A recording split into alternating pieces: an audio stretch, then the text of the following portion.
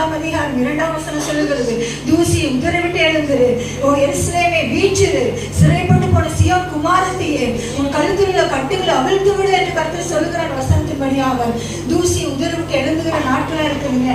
எத்தனை பேர் சொல்றீங்க? இந்த வசனம் சொல்லப்படுகிறது, சிறைப்பட்டு போன சீயோன் குமாரத்தியே. அவ சீயோன் குமாரத்தி தான், ஆனா அவன் சிறைப்பட்டு போயிட்டா. ஏன் சிறைப்பட்டு போயிட்டா? தூசி அவன் மேல இருக்குது, உலகத்தோட காரியங்கள் அவன் மேல இருக்குது, அதனால எழுந்திருக்க முடியல. ஒருத்தர் படுத்திருந்தாலும் எழுந்திருக்க சொல்லுவோம். அப்ப தேவன் சொல்றாரு, தூசி உதறிவிட்டு எழுந்துரு. அப்ப நீங்க எந்த நிலைமையில இந்த நாட்கள் இருக்கிறீங்க? படுத்துக் கொண்டு இருக்கிறீங்க, எழுப்ப முடியல, ஆண்டவரே எழுப்ப முடியல, உமக்கா எழுந்து பிரகாசிக்க முடியல, தேவ சித்தத்தை செய்ய முடியலன்னு சொல்லி தூசிக்கு மேல இருக்கிறதுனால, உலக காரியம் உலக பாரங்கள் உங்களை அழுத்துகிறதுனால எழுந்திருக்க முடியாதபடி சூழல் இருக்கிறீங்களா? தேவன் உங்களை பார்த்து சொல்லுகிறாரு, தூசி உதறிவிட்டு எழுந்துரு, சீயோன் குமாரத்தியே தூசி உதறிவிட்டு எழுந்துரு. தூசி என்கிற உபத்திரவத்தை, தூசி என்கிற வியாதியை, தூசி என்கிற கலகத்தை, தூசி என்கிற வேதனையை உதறிவிட்டு எழுந்திருக்க முடியாது தேவன் சொல்லுகிறாரு. சிறைப்பட்டு போன சீயோன் குமாரத்தியே, உலக காரியத்தினால் சிறைப்பட்டு போயிட்டீங்களா? உலக காரியத்தினால் அடிமைப்பட்டு போயிட்டீங்களா?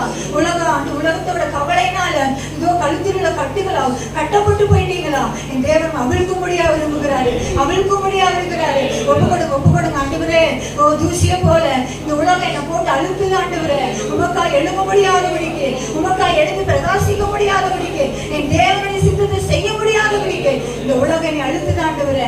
ஒப்புக்கொடுங்க ஆண்டவரே. இந்த உலகத்துல எனக்கு விடுதலை கொடுங்கன்னு கேளுங்க.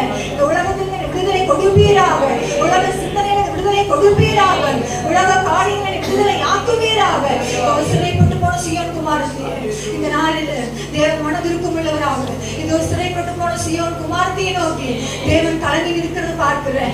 மனதிருக்கும் உள்ளவராய் எப்படி தகப்பட்ட பிள்ளைகளுக்கு இறங்குவாரோ, மனதிருக்குவாரோ, அப்படியாக தேவன் உங்க மேல மனதிருக்கும்படியாக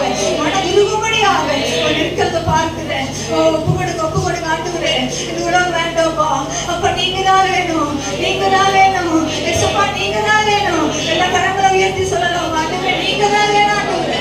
இந்த உலகம் வேண்டாம் ராஜா, உலகத்தோட காரியங்கள் வேண்டாம் ஆண்டவரே. அப்பா நீர் மாத்திரம் போதும் ராஜா, நீர் மாத்திரம் போதும் ராஜா. அப்பா 1 யோவான் 2ஆம் அதிகாரத்துல 15-16 வசனம் சொல்லப்பட்டிருக்கிறது, உலகத்தில் உள்ளவர்கள் அன்பு கூறாதிருங்கள். உலகத்தில் அன்பு கூர்ந்தா அவனிடத்தில் பிதாவின் அன்பு இல்லை என்று பார்க்கிறோமே.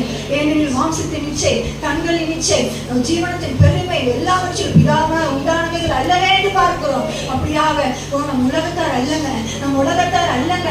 ஏன்னா ஆண்டவர் வசனம் சொல், நான் உலகத்தாரா இல்லாதது போல நீங்களும் உலகத்தார் அல்லவே என்று சொல்லியிருக்கிறார். அப்படியாக